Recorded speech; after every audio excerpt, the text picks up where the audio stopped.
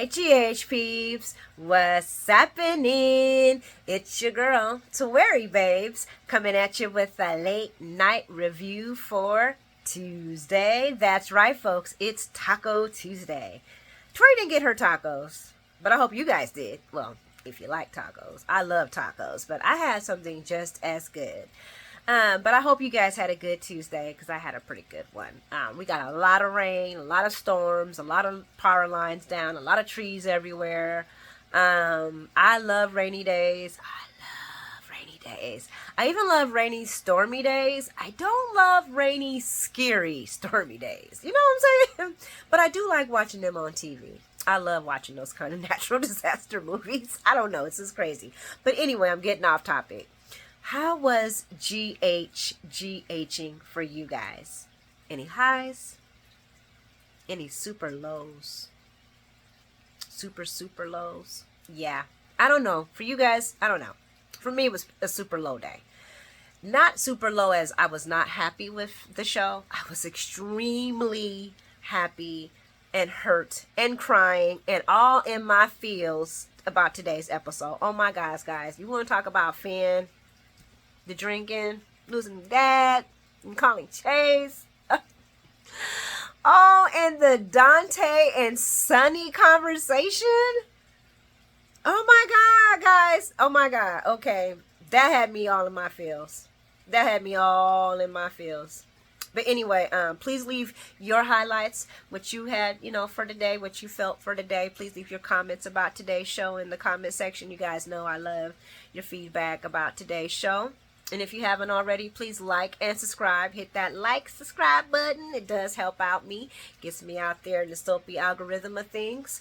But I think those are my highlights. I'm going to talk more about it as I talk about today's show. But like I said, please leave your highlights and comments in the comment section.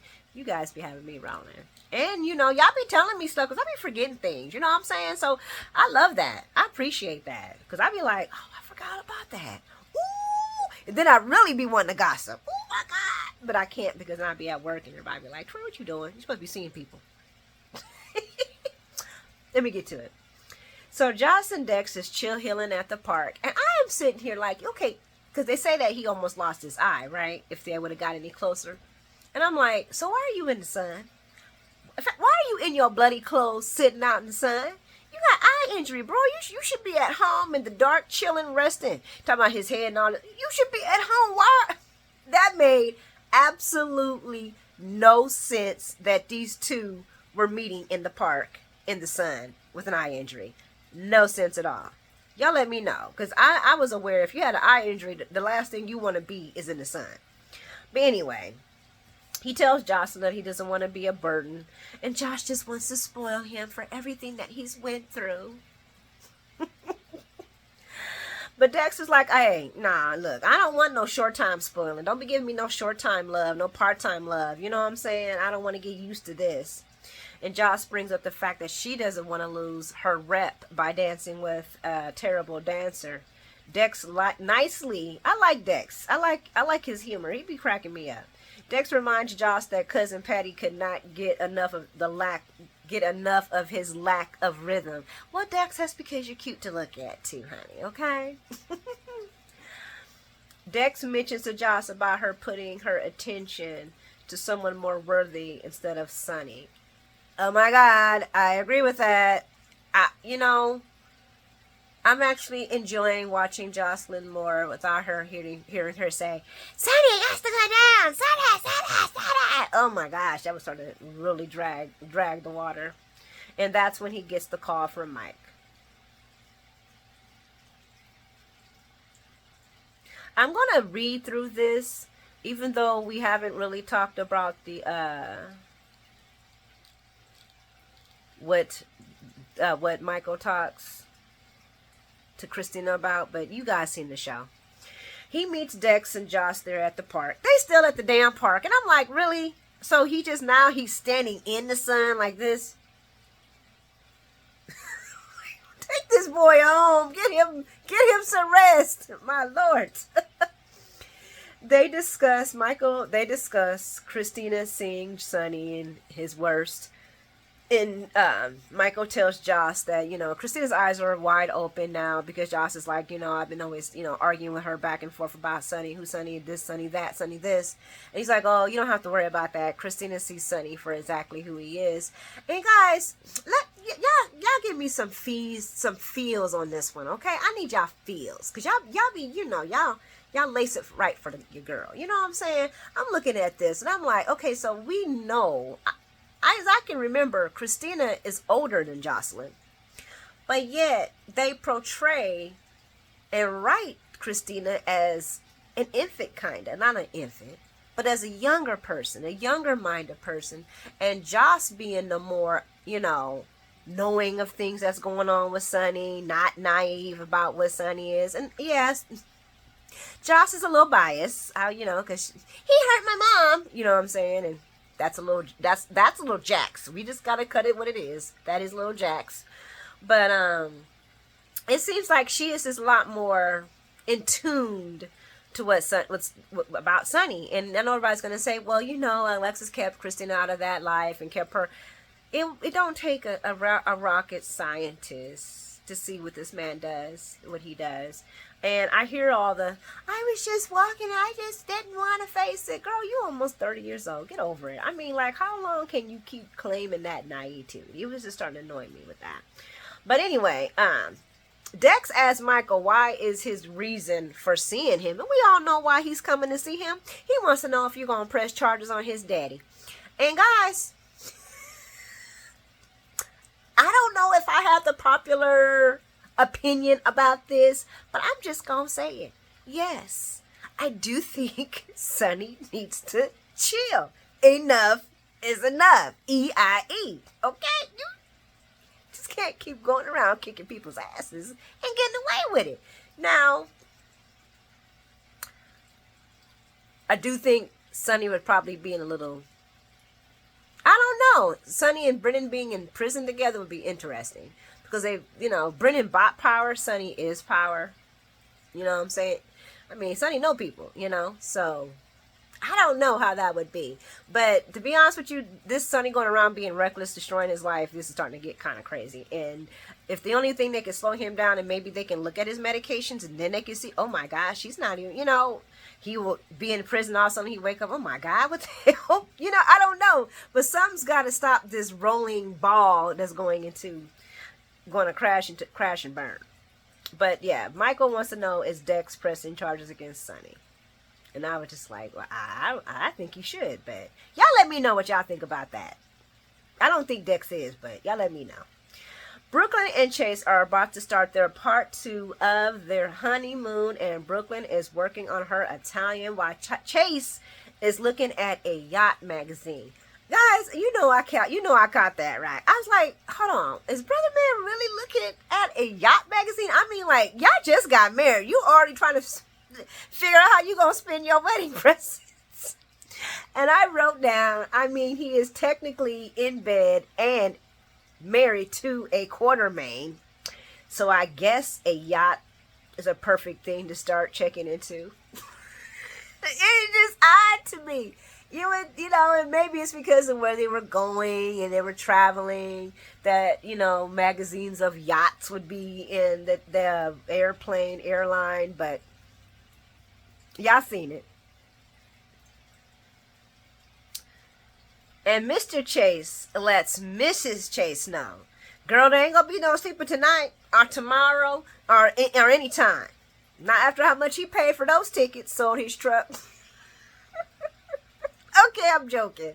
I'm trying to get the ha-ha-has out before I get sad, okay? Chase finds a letter and a gift from his dad, Gregory.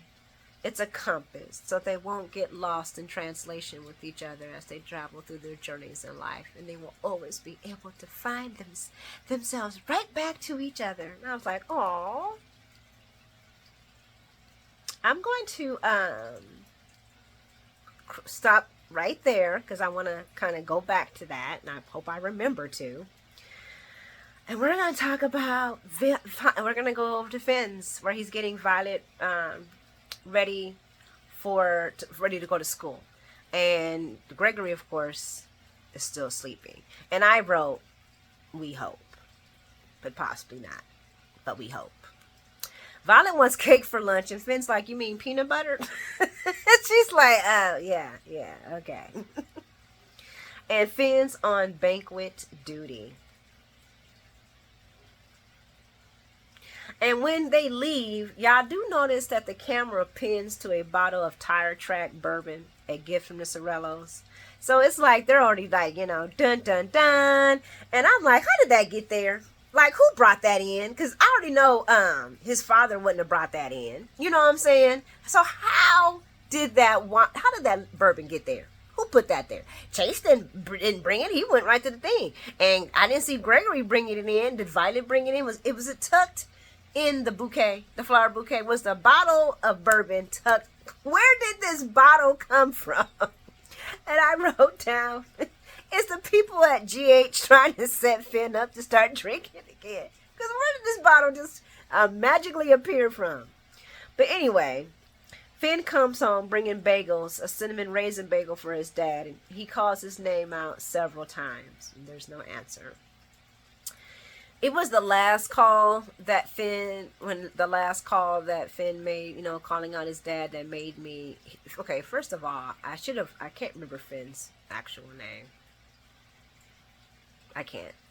I'm mad at it because I got all their, okay. But this was beautifully done. This was so beautifully done. When I say this man is a phenomenal actor, he truly, really is. So he goes to his dad's door with the hope in his voice. Dad. Knocks and announces himself, letting him know, well, maybe he's, I'm hoping that he's just busy and he's not hearing me, but I'm letting you know I'm coming in. And he sees that his dad's still in the bed. And he comes to him and shakes his shoulder. And I honestly think Finn kind of knew, but his mind could not embrace the reality of what he was seeing. You know what I'm saying? So he shakes his dad's shoulder and says it again. Dad. He then checks the pulse, and I'm just going to tell you right now, we both start crying. Tears just fluttering down my face. And he tells him, I love you, and kisses him. And you were all the good things I am. And I love you. And I start crying. And he's crying. And I'm boohooing. And he's boohooing. And the commercial break comes on. And I'm saying to myself, never, ever, ever was a time when I needed a commercial break. Guys, when I say that whole scene broke me in smidges, okay? I could not hold it together. Michael Easton. Is it Michael Easton? I think it's Michael Easton. I think it's Michael Easton. Michael Easton was phenomenal.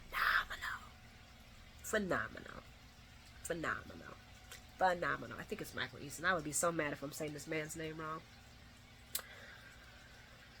And I wrote, that shit broke my heart, man. I feel so bad for Tim. I feel so bad for Finn. And poor Chase. He's going to be so broken. And that's when Finn walks out the room and he notices the bourbon. He picks it up, takes off the cork, and smells the aroma. And like a siren calling him to hell, he pours a drink. And were you guys, okay, so at this moment, I am screaming, don't drink the drink, Finn, don't do it. And I got tears coming down my eyes. Don't do it, baby, please don't do it. Don't ruin your life. You got your daughter. You got so much. Please don't do it. Drinks that said drink. And I wrote, damn, man.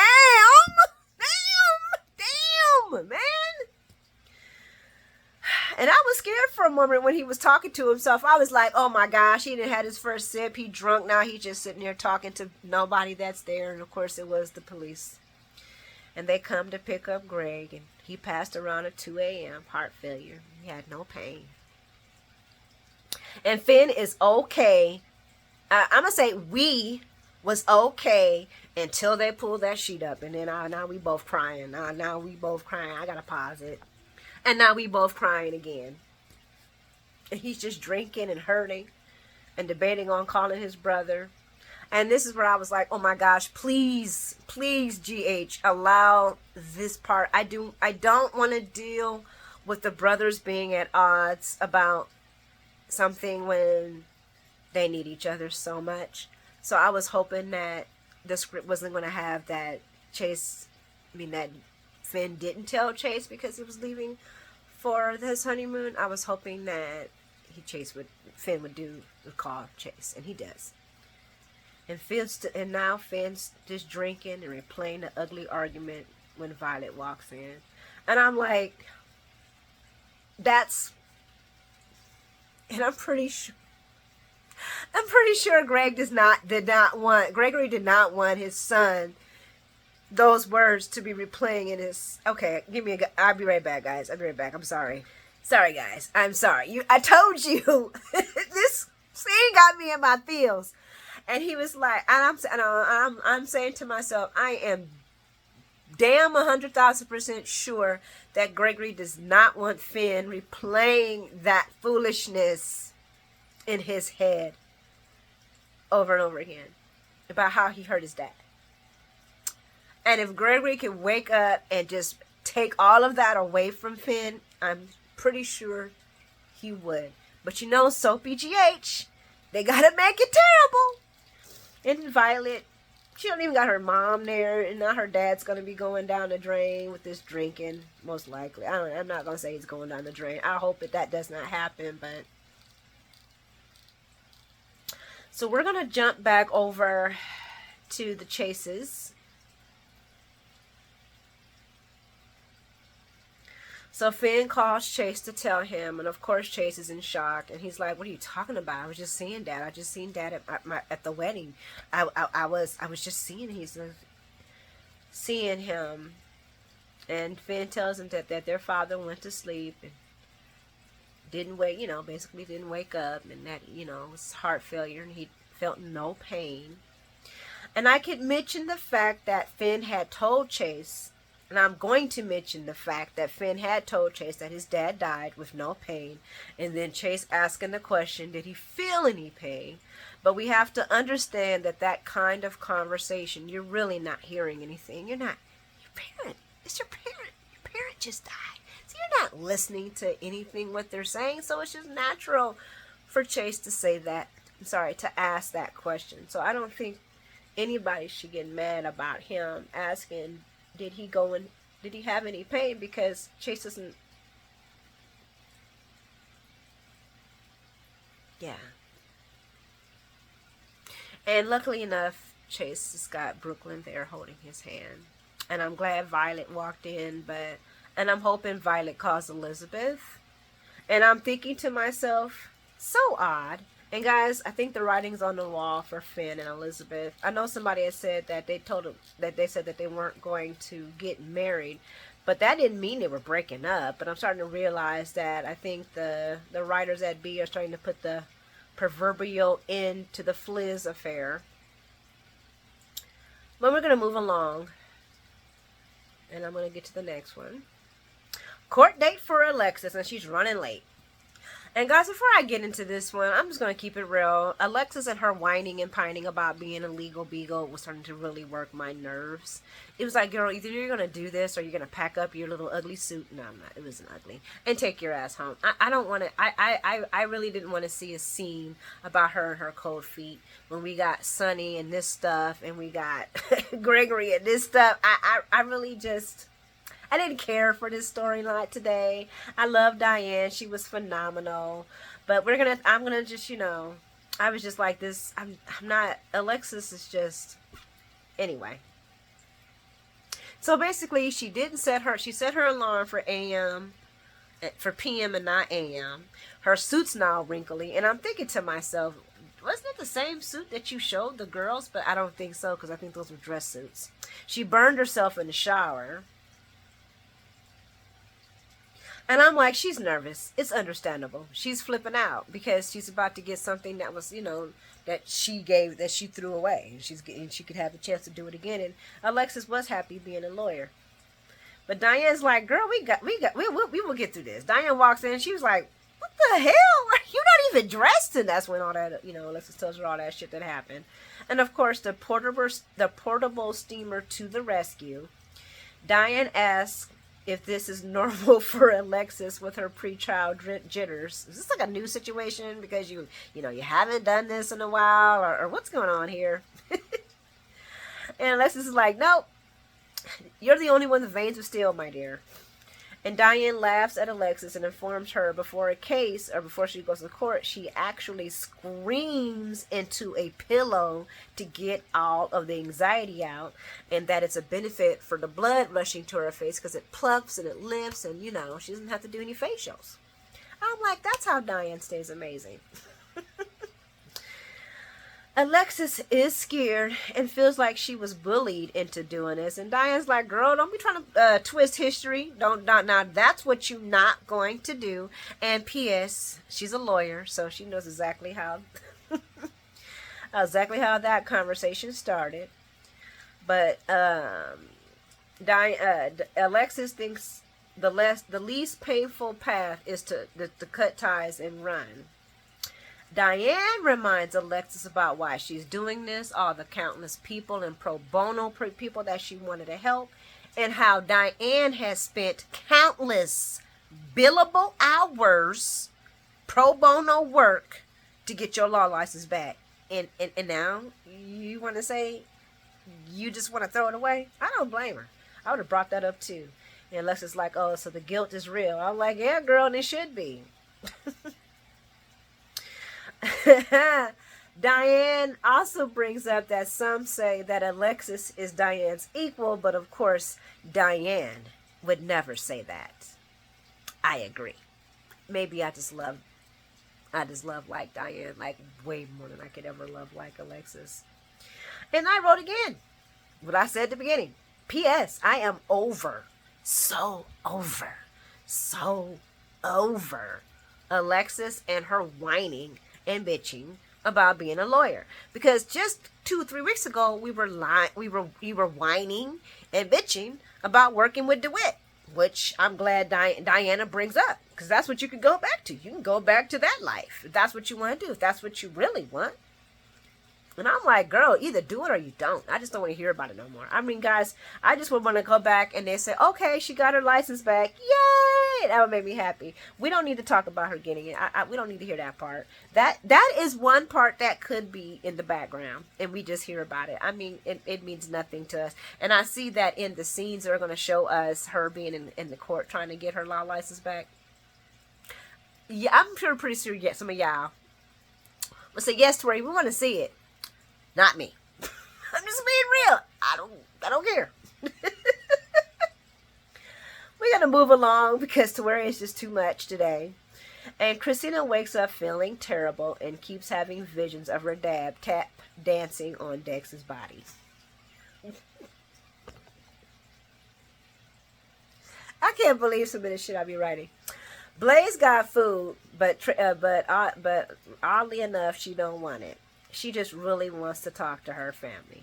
Her mom's out of state. Molly and Dante are both in the police, that type of law enforcement, and they would have to report it. And I was like, well, she sounds like she's still protecting Daddy, so she's not that mad. So what was the real dream, Christina? Oh gosh, you're beating and killing, unaliving somebody, but my real nightmares, I just want you not to go to jail. That might be the only thing to save your crazy daddy. At this time, Sunny is the last person she wants to talk to. Which, okay. But she still feels wrong for ignoring her dad's texts. And I'm over her already. Please grow up. I'm so over Christina. Guys, that belly was so bad. That belly was, I think that's the worst it's ever been. And it's probably because of the gown. And I wouldn't have opted for that. I would have been like, no, I got to come out in full clothes. I cannot walk around with this pillow stuffed in my panties. Because that's exactly what it looked like. Like they took the couch pillow and stuffed it in her stomach and then told her to wrap it up. Okay. Blaze tells her, girl, it is okay if you need some time away from your destructive daddy. It is okay to put him on block mode. And I'm looking at Blaze like, so that a no for Natalie then, and all her interloping and intervading and all the other craziness she's doing? You gonna do that with your mama? I mean, I know you know your mom's not a killer in Manila, but Chris don't want to hide from it, but she does want to solve it. I'm like, solve it? Solve it? What do you mean solve it? She wants to stop her dad from imploding. She calls Judas. I'm sorry, I mean Michael. And I wrote, he could give her some advice, but I'm pretty sure there's not much he can do, you know, being Judas and all. So Mike comes over and Chris tells him about what happened, the beatdown and the threatening of lives. And Michael's like, man, I'm so sorry you had to see Dad like that. And Kristen is like, well, you know, I believed him. It's like, it was like, you know, I was hearing him say it and I believed him. Girl, your dad's a gangster. What do you mean you just believe that? You forgot. I don't like how they are rewriting history when it comes to Sonny and Christina seeing her dad get about it. This is not the first time. Gosh. And I wrote, this would mean more to me if she was a young teenager or she was Avery. This story would make so much more sense. Now y'all correct me if I'm wrong. This story would make so much more sense if this was Avery or Donna. In fact, Donna's too young. Avery. Wouldn't it? I know they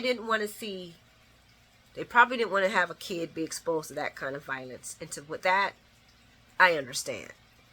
But at the same time, they did allow Mike, little redhead Mike, to get shot in the head at the show and then lay in a coma for like half of his young life. So I don't want to hear that shit either. Okay? This would have been way more heart-wrenching if we would have seen Avery like this from her father. You know what I'm saying? This would have been better than to see some grown-ass, almost 30-year-old woman walking around acting like she's afraid and don't know who her daddy is. I'm sorry. This was another snoozy for me. If this was Avery, I would have been all over the place. A little girl scared of, but you grown, Christina. You know who your daddy is. Girl, cut it. Cut it out. She then says after getting no reaction from Michael about what she's telling him about her dad, that she was the one who refused to see who he really was. You think? At this age. Maybe that's why everybody was concerned about you, in this pregnancy, because of the fantasy life that you like to walk in. I don't know. I don't like how they're making Christina like that. Christina's been through a lot, guys. A lot. She should be a lot more wiser than this. A lot more wiser than this. Mike tells Christina some real shit. She could lose herself trying to make their dad pay for who he is. And Mike knows this. Michael knows this firsthand. He has definitely lost himself and his relationship with his father. Their father is a product of something that was going on way before they were born. And they do not have the power to change him. And I see the glimmer in Christina's eyes, and I'm like, oh gosh, I can save Daddy. That's all, guys. I'm sorry. I know y'all like Twerry. That's all I hear her saying. Is I can save Daddy. That's all I hear her saying. She apologizes to Michael for being an ass to him when he was mad at when he was mad at Dad. But now she sees that she was just being unfair and feels so stupid. Michael lets Chris know there's nothing wrong with loving their dad.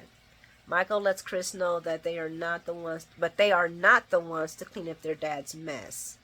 But of course, she wants to do it anyway because she loves him. Even though she knew what he said was wrong and what he did was wrong, she loves him and she just wants to save him from himself. And I'm like, oh yeah, that's that young girl stuff. And then she asked him if he can fix it, and Michael, sadly enough, lies. Because how are you going to fix this? How are you going to fix it? You're going to pay Dex not to say anything, Michael? He's a Quartermain, so I could see it happening. But I wrote down, now why he lied to that girl? So Christina brings up her, and because Blaze is like, I was surprised that you called him, after how you was treating him. Christina brings up how Michael and her used to be very close, and they were. She admits to pulling away from him, and that she didn't like the way he was treating her dad. I'm like, and of course she says, joke's on me. And I'm like, I think, Christina, you were just happy for once that Michael wasn't the golden child and that you were, so that you could stand in the golden child's position. Joke's on you.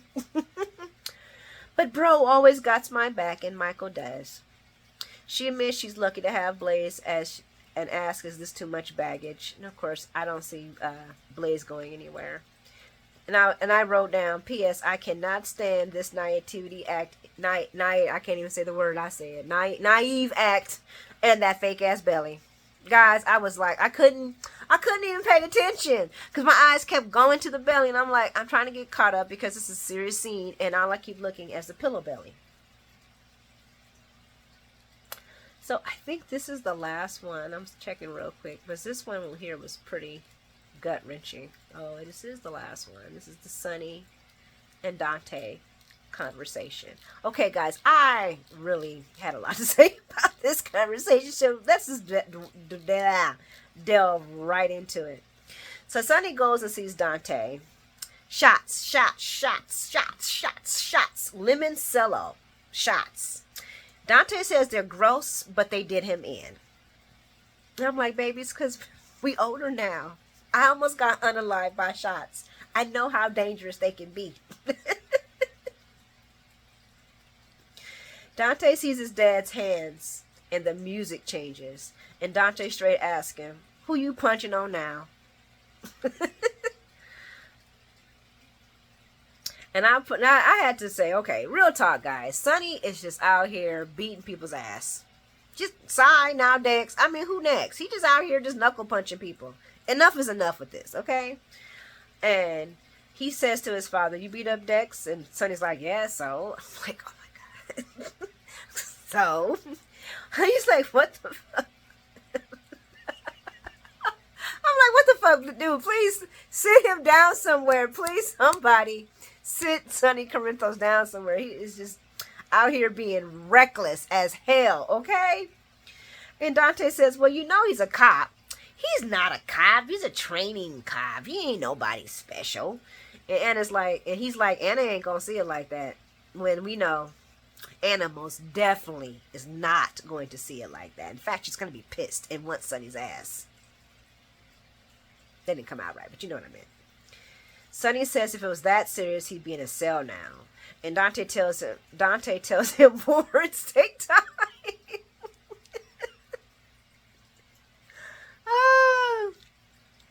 When Sonny tells Dante he was defending himself, I said, dude, from what? From what? So because he touched your arm?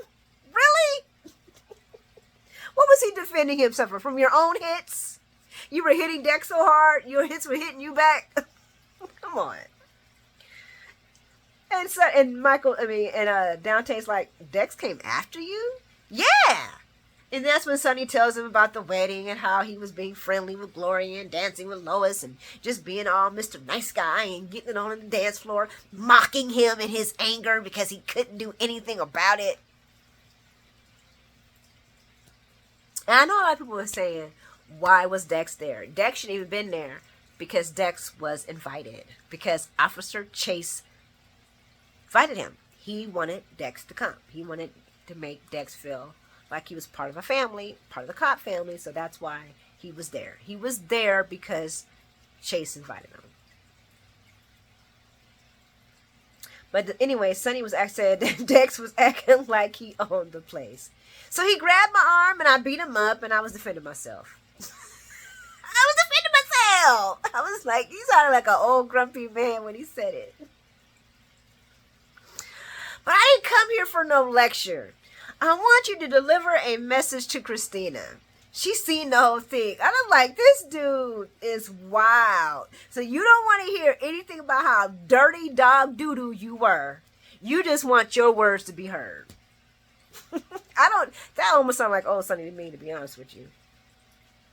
They did discuss what Christina did not see, and her flinching from him and not answering his many calls. And I wrote, because I wrote this and I want to say it.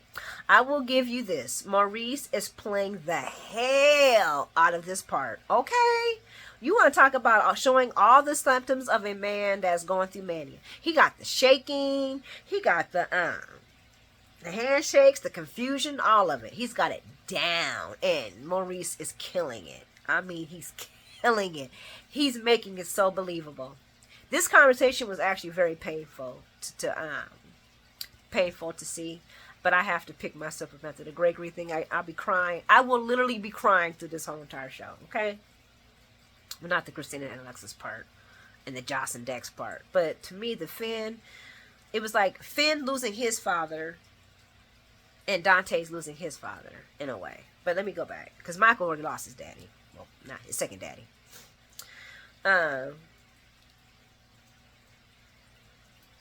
Sonny wants Dante to call Chris and make her Christina and make her see the truth of what she saw.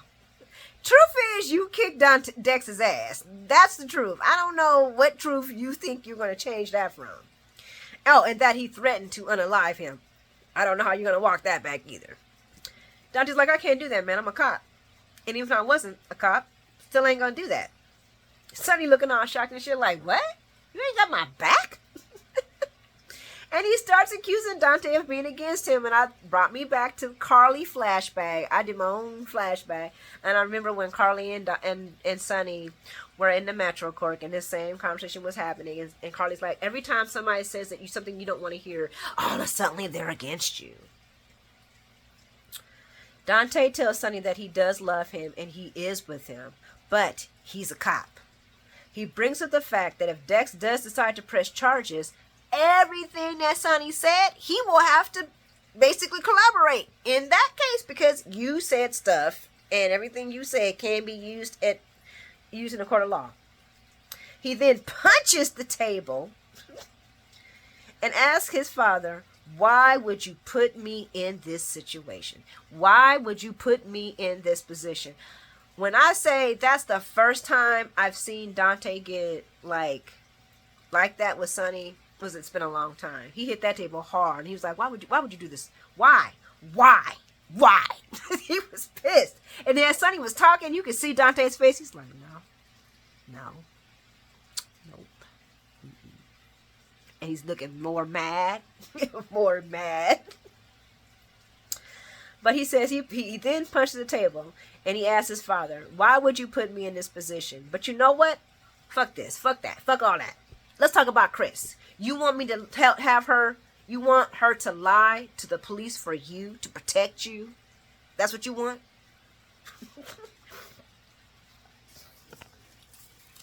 Sonny tells Dante that he does not need Detective Falconeri. He needs his son to stand up for him. Christina needs her brother. I'm like, oh, well, she already called one already. And Sonny is worried about Christina. And Dante is looking more and more pissed off as this conversation is going. When Sonny says, I just want you to make her see, Dante responds with what? Sonny's like, what? What do you want? What? That you're a good guy? The victim? I was like, oh my God, when he said that, the good guy, the victim, he said that victim part with anger. That you protect your family, protect Christina. And I added some notes, guys. I kept going. Protect Carly when you shot her in the head. Protect Michael when you let him get shot in the head.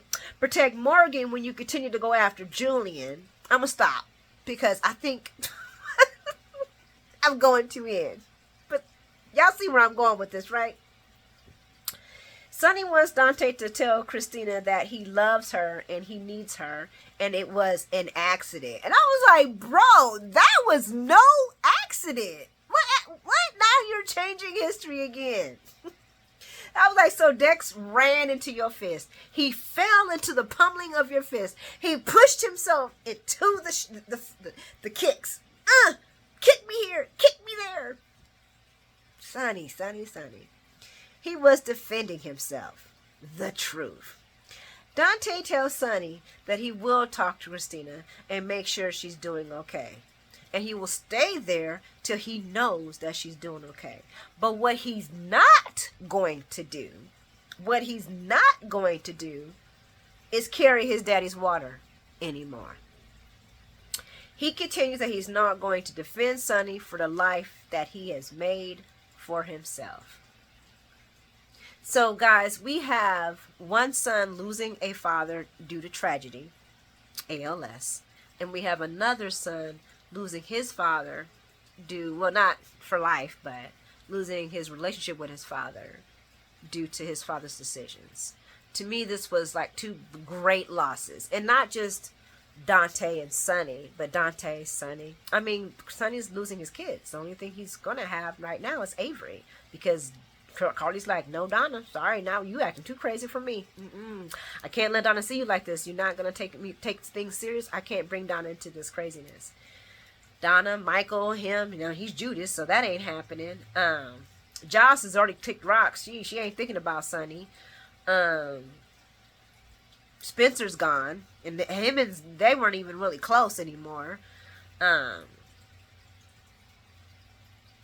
now Christina and Dante. You remember yesterday, Sonny said today, I guess it was yesterday. It was yesterday. Sonny says that he just feels like nobody loves him anymore. And now that's happening. So guys, I was in my feels. This show was, woo! This was a good show. It had all the heart wrenches, this everything. Just everything was just on fire. Thank you guys for hanging out. Thank you so much for you taking your time with me today. I hope you guys have a beautiful day tomorrow. Sleep well. Thank you so much for all of your subscriptions. I will see you tomorrow. I'm sorry I had to pause because your girl was in her feelings. But I will talk to you guys tomorrow. Good night. Mwah.